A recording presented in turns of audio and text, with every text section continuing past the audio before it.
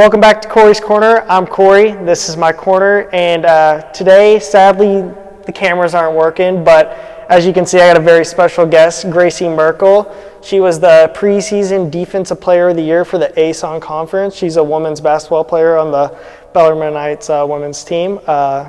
She isn't traveling with the team right now, and we're going to find out why. So thanks for coming on. I see you're in your Bullet East stuff. So your career pretty much started at Bullet East. What was it like growing up in Mount Washington? I guess that's where you grew up? Yes. What was it like? It's definitely different than it is at Bellarmine. But it was a small town at first. Then I get to my senior year, and we've expanded by thousands. Yeah. So the hallways crowded. Couldn't walk through the hallways. If you got stuck, you were late to class. But it was fun. You know, the coaches, they really made me into the person I was today, and led my team to the state tournament 3 times in a row. We actually, me and my girlfriend, we went to that game.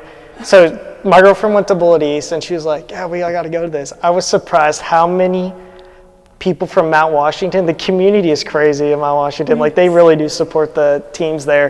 It was pretty awesome. Yeah, they show out for us. I mean, one year I think they had buses for people to load onto and go. Yeah, they would shuttle people there. Yeah, it was pretty cool.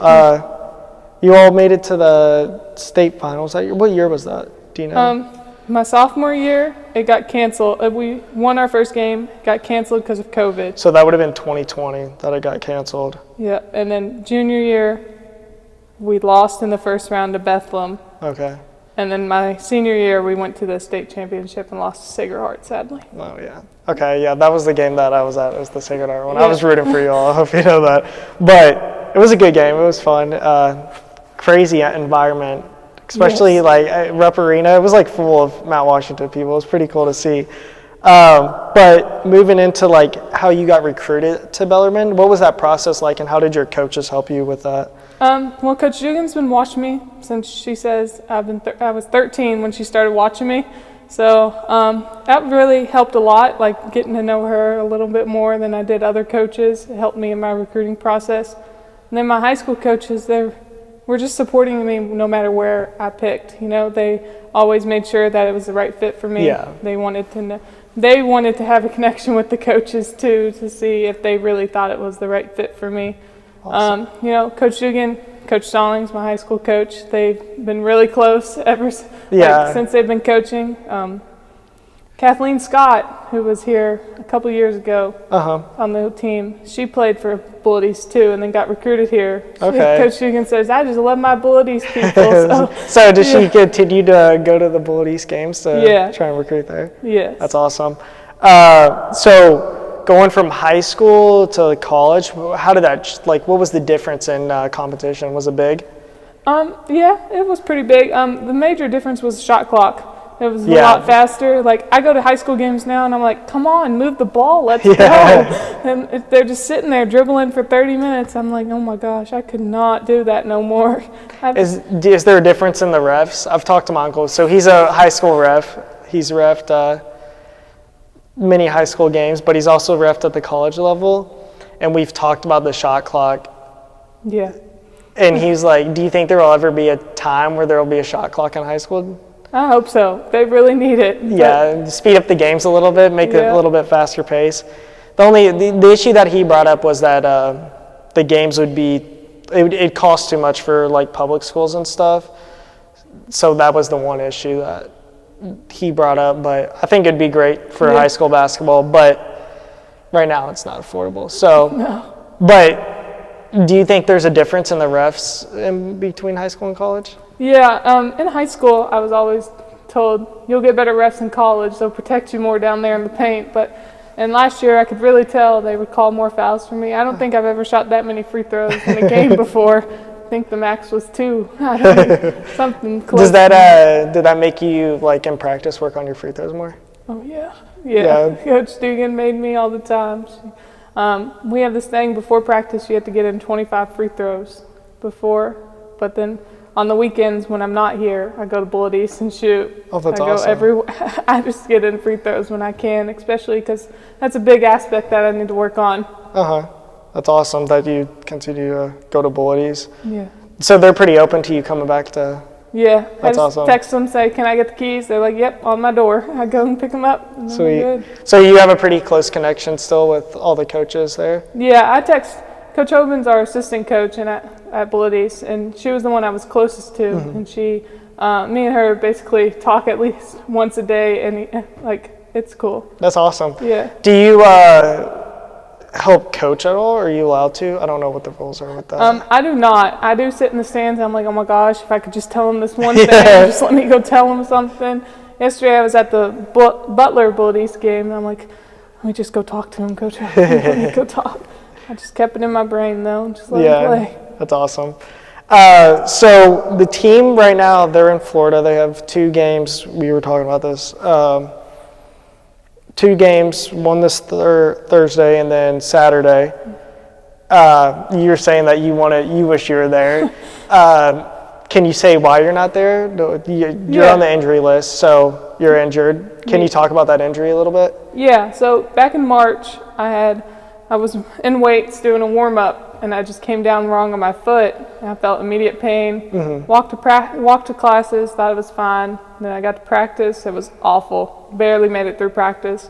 So the next day I went to my trainer, and I said, look, this is going on. And she said, let's send you in for an MRI. Had a stress fracture. Oh, dang. But so it goes on a little bit. I'm not getting any better. So they say, we need another MRI. So they thought it was a neuroma, like nerve damage. Okay. So they gave me like a shot to help it in my foot. Didn't help at all. So about 6 weeks ago, I had surgery because there was a bone that was too long that I had to get shortened down. Yeah, I'm sure that was pretty painful. Yeah. And you were playing on that? Yeah, I had one practice. I did. Yep. Yeah, I bet that was a really hard practice. Yeah. Wow. So what's the timeline? Do you have a timeline for when you would be back? Last Tuesday, I got an update that it'll be 5 to 6 more weeks until I get back. Okay. So I'm out the rest of the season. I'll redshirt this year. Okay. Yep. So do you have plans to come back next? Yeah. So you'll have 3 more years of eligibility? Yep. Okay, sweet. Okay, the COVID year, I was trying to figure this out. Because there's athletes that have the COVID year. I mean, there's athletes that have played college sports for 8 years. I think I saw something. Yeah. There's an athlete that's been playing 8 years, which I think is crazy. Yeah. Your class will be the class that isn't allowed to use a COVID year? Yes. Okay. The class before me was the last one that had the COVID year. So next year will be the last year where there's a COVID year, and then it's just redshirt years. Correct? I think that's right. My class. So last year's, like my freshman class last year was the last, and like we didn't have no COVID year. Okay, that makes sense. But the year before me did. So with your year, it's just red shirts. Yes. Okay, that's good to know, because I'm ready for the COVID year to be. I mean, even my class right now, I graduate this semester. There's athletes that have been there for 8 years. I'm just like, okay, let's see some new players play. But it's good to see. I mean, even with the transfer portal, coaches are going for athletes that have been around for 8 years over the ones that are newer. So it'll be good to see new people play. Do you think the transfer portal is something Bellarmine could you start to use more? Because I don't feel like there's a lot of transfers on the team. Hope Savory, which I've had her on, she's a transfer. Yep. Do you think that's something that you'll start to use? Yeah, I mean, Coach Dugan, all the coaches have already looked into it a lot. Seeing who's in there, who's isn't.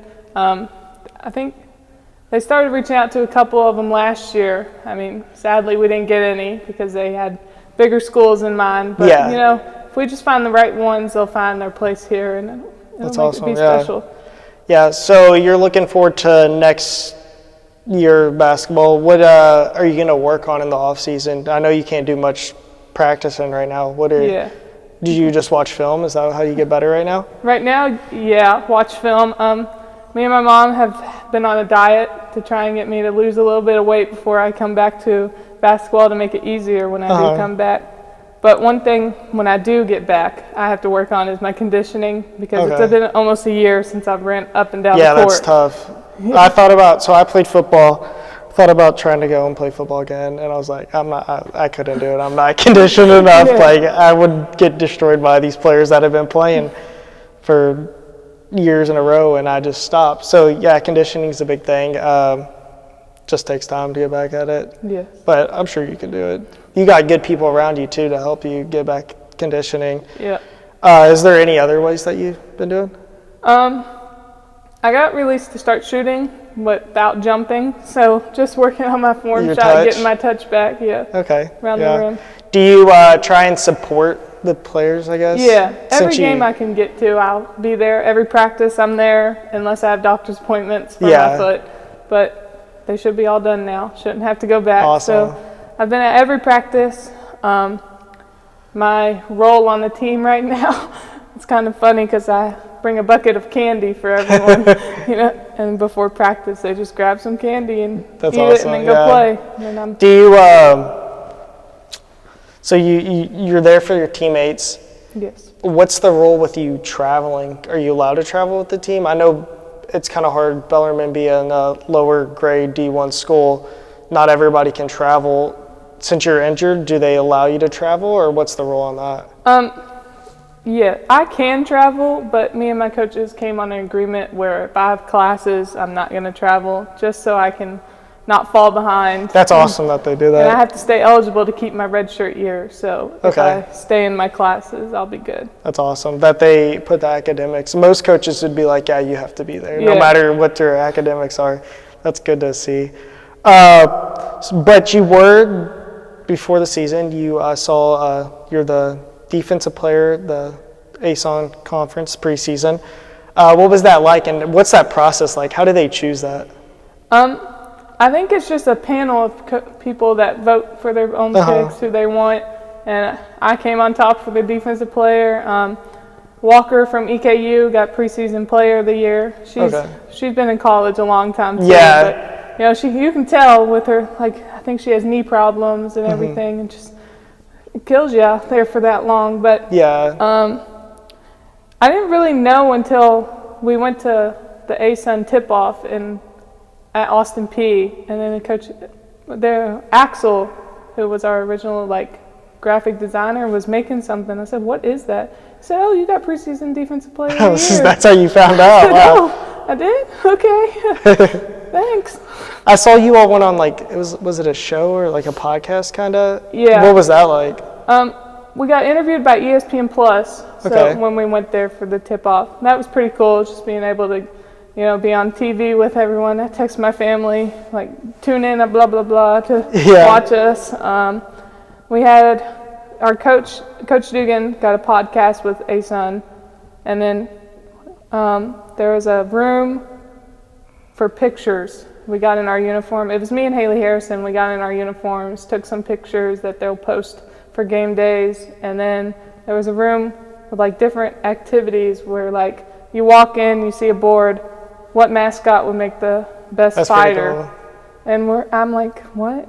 I don't know. And then Haley comes in and says, "The Knight, of course." I said, "Yeah, the Knight." And then, just quick questions who's the funniest on the team? So they had all sorts of different things that you all could do while you were there. Was it was the whole team there, or was it just me and Haley? Okay. You picked 2 to 3, I think, representatives of your team and the coach, and then you all went up there. That's cool. Sweet. Well, I'm going to end it here. Thank you for coming on.